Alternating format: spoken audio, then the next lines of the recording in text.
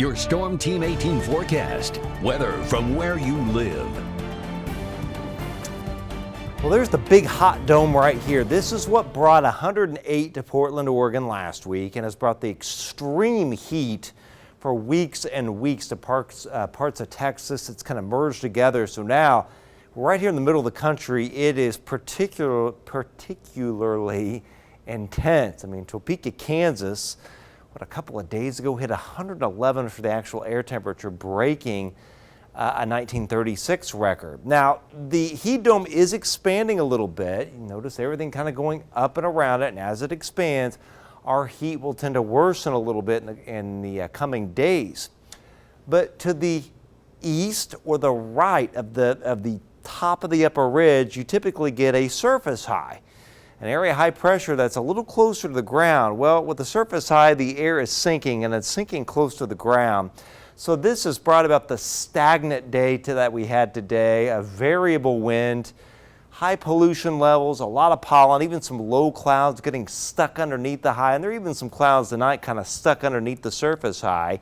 The surface high will gradually pull away, and we'll get more and more of a pure southwest flow. That will give us a little bit of a breeze by later on in the week, but it's still going to be brutally hot. This is Tropical Depression 9, may become Tropical Storm Harold soon. And this will move into Texas and then move here into Colorado and then kind of move eastward.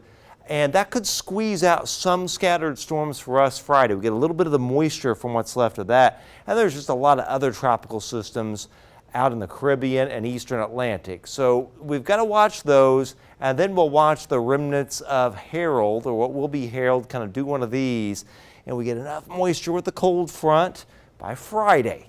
We may get a few storms around here, and then behind that front it's much cooler. Little patchy fog tomorrow morning, still nasty air.